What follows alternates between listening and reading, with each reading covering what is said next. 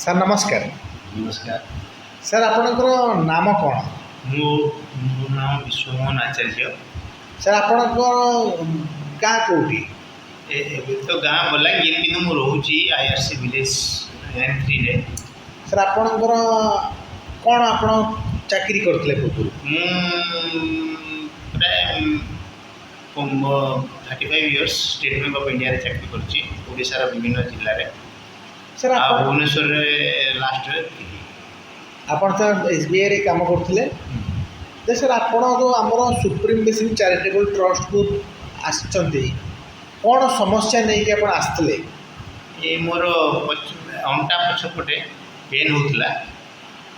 ଆପଣ ସାର୍ ଯେଉଁ ଅଣ୍ଟା ଯେଉଁ କହୁଥିଲେ ପେନ୍ ହେଉଥିଲା, କେଉଁ ଭଳିଆ ପେନ୍ ହେଉଥିଲା? ମୁଁ ବସିଥିବି, ଉଠିଲା ବେଳକୁ ସିଧାରେ ଠିଆ ଉଠି ପାରୁନଥିଲି, ପେନ୍ ହେଉଥିଲା। ଚାଲିଲା ବେଳକୁ ବି ଟିକେ ପେନ୍ ହେଉଥିଲା। ପୁଣି ଯେତେବେଳେ ବସିଯିବି, ପୁଣି ଠିଆ ହେବି, ପୁଣି ପେନ୍।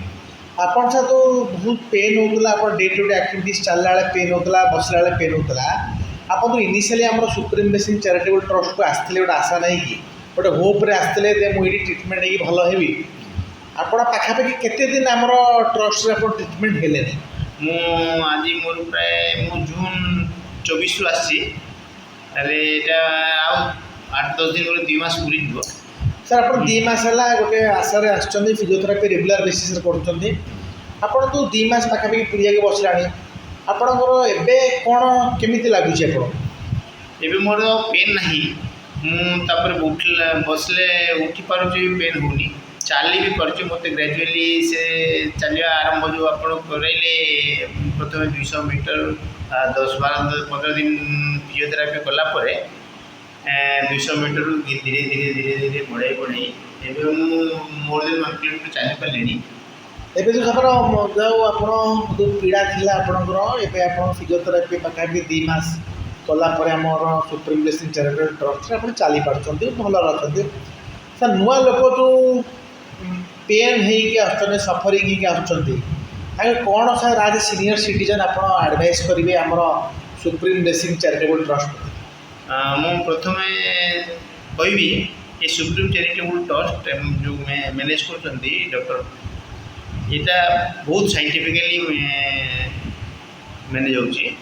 ଆଉ ତାଙ୍କର ରେଗୁଲାର ପଙ୍କ୍ଚୁଆଲ୍, ସେମାନେ ସବୁଦିନ ଖୋଲନ୍ତି, ଟାଇମ୍ଲି କହନ୍ତି। ଆମକୁ ଯେଉଁ ସ୍ଲଟ୍ ଦିଅନ୍ତି ସେଠି ସେ ଟାଇମ୍ରେ ଆମକୁ ଆମର ଫିଜିଓଥେରାପି କରନ୍ତି। ତେଣୁ ମୁଁ ବି ତାଙ୍କର ପ୍ରେରଣା ପାଇଁ ମୁଁ ବି ରେଗୁଲାର ଆସେ, ମୋ ଟାଇମ୍ରେ ଆସେ। ଆଉ ମୋର ତ ପୁରା ଟ୍ରିଟମେଣ୍ଟ ସେମାନେ ଠିକ୍ କରନ୍ତି। ଆଉ ମୋର ସେଥିପାଇଁ ମୁଁ ଭାବୁଛି ମୋର ଶୀଘ୍ର ଠିକ୍ ହେଇଗଲା। ମୁଁ ସମସ୍ତଙ୍କୁ କହିବି ଯେ ତାଙ୍କର ଯେଉଁ ସାଇଣ୍ଟିଫିକ୍ ଆପ୍ରୋଚ୍ ଆଉ ହୋମ୍ଲି ଏନ୍ଭାଇରନମେଣ୍ଟ ଆଉ ପ୍ରପର୍ ଟ୍ରିଟମେଣ୍ଟ, ଏ ଦ୍ୱାରା ଆମର